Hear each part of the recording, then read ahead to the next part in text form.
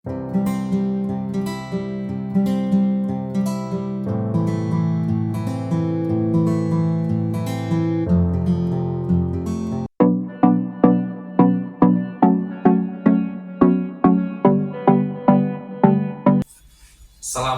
warahmatullahi wabarakatuh.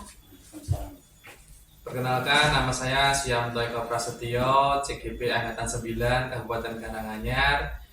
Di sini saya tidak sendiri, saya ditemani oleh rekan dari SD saya, rekan sejawat saya, yaitu Bapak Surato SPDI. Beliau adalah pengampu mata pelajaran pendidikan agama Islam di SD Negeri 02 Godang Manis. Di sini saya akan melaksanakan observasi kepada beliau tentang pelaksanaan pembelajaran yang beliau laksanakan. Assalamualaikum Mas Surato. Waalaikumsalam warahmatullahi wabarakatuh, Pak Eko. Bagaimana kabar Pak Surato hari ini? Alhamdulillah sangat baik, Pak Eko.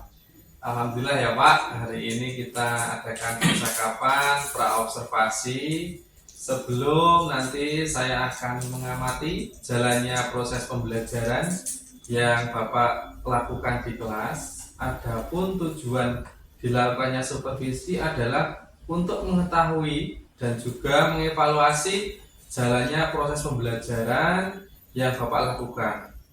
Dan kenapa kita hari ini melakukan percakapan observasi adalah kegiatan persiapan awal sebelum nanti Bapak melakukan kegiatan pembelajaran agar lebih siap dan lebih percaya diri, sehingga memberikan pembelajaran yang terbaik bagi murid. Gitu ya Pak. Nah, di sini ada beberapa pertanyaan yang akan saya sampaikan kepada Bapak.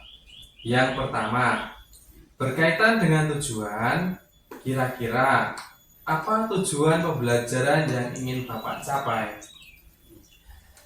Terima kasih Pak Eko atas waktu yang diberikan pada saya. Berdasarkan rancangan pembelajaran yang sudah saya siapkan pada hari ini, yaitu kita akan belajar tentang bab kodok dan kodar, Pak Eko. Nah, yang pertama, tujuan yang ingin saya sampaikan dari pembelajaran ini nanti, yang pertama adalah peserta mampu menguraikan tentang maksud dari kodok dan kodar. Kemudian yang kedua, peserta didik mampu memahami tentang hikmah atau manfaat dari mengimani adanya kodok dan kodar.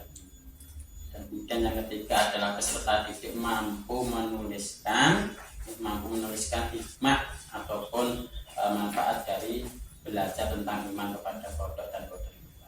Itu yang dapat saya sampaikan. Baik Pak Surato, jadi di sini Pak Surato berdasarkan rancangan pembelajaran itu menuliskan 3 hal ya Pak ya. Yang tadi tentang kodok dan kodar tadi untuk materinya. Nah, di sini Pak, bagaimana dengan area pengembangan yang ingin Bapak capai atau ingin Bapak lakukan observasi? Terima kasih untuk pengembangannya, karena kita masih untuk kelas 6 ini kita masih menggunakan kurikulum 2013. Jadi nanti yang ingin saya kembangkan itu ada 2 aspek, yaitu tentang pengetahuan dan keterampilan, Pak Eko. Adapun nanti untuk masalah pengetahuannya, nanti harapan dari saya selaku pengampu agama adalah siswa itu mampu menguraikan tentang apa itu kodok dan kodar, karena memang kodok dan kodar itu adalah 2 hal yang berbeda. Kemudian kalau dalam masalah keterampilannya nanti kami ingin mengembangkan dengan cara menjodohkan makna antara kodok dan kodar beserta contoh-contohnya. Itu Pak. Baik Pak Surato. Nah, kemudian bagian aspek pengetahuan dan juga aspek keterampilan pada siswanya ya Pak yang ingin Bapak kembangkan tadi ya. Nah, saya ingin mendengar Pak, bagaimana rancangan pembelajaran yang ingin Bapak terapkan di kelas. Mungkin dari segi strategi pembelajarannya, model pembelajarannya, ataupun dari metode pembelajarannya Pak. Mungkin Bapak bisa menjelaskan. Untuk kaitannya dengan masalah strategi pembelajaran, eh, nanti yang akan saya sampaikan atau yang saya gunakan adalah menggunakan pembelajaran berdiferensiasi, yaitu pembelajaran yang eh, kita gunakan adalah untuk sesuai dengan minat ataupun bakat dari siswa masing-masing. Kemudian untuk model pembelajaran, saya menggunakan discovery based learning. Jadi mungkin saya akan melakukan diskusi kelompok dalam pembelajaran.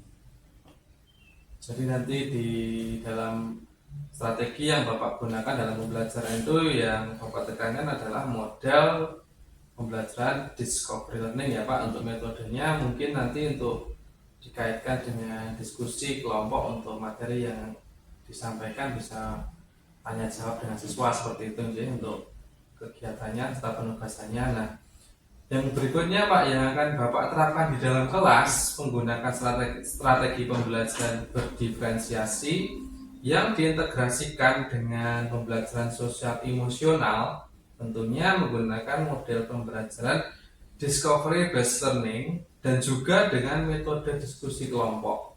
Kemudian penugasan dan juga tanya jawab ya Pak. Nah, bagaimana dengan medianya Pak, media pembelajaran yang akan Bapak gunakan di dalam kelas nantinya Pak?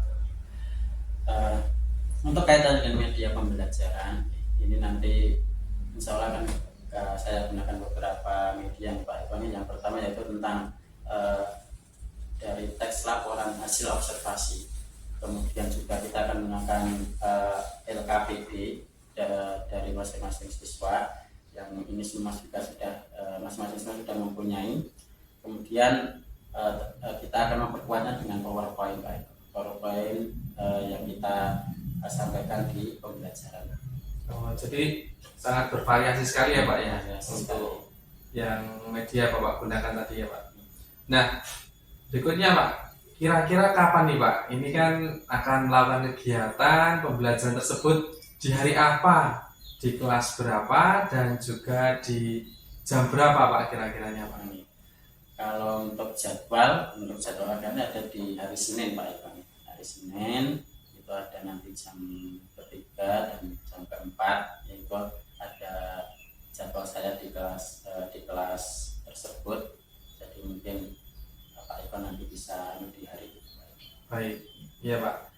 Jadi nanti hari Senin ya Pak tadi Pak. Hari Senin nanti untuk jamnya saya menyesuaikan dengan Bapak di jam yang Bapak sudah tentukan. Kemudian saya akan datang ke kelas Bapak. Saya akan melakukan supervisi kelas bagaimana pembelajaran. Kemudian saya melihat seperti apa pelaksanaan pembelajaran yang ingin Bapak laksanakan. Kemudian setelah nanti Bapak lakukan kegiatan pembelajaran itu, kemudian saya melakukan observasi pembelajaran di dalam kelas. Kita adakan percakapan yang terakhir. Nah, nanti kita masih bisa komunikasi lagi ya Pak untuk percakapan pasca observasi yang nanti akan didampingi juga Pak oleh Ibu pengajar praktek di Salon Penggerak ini.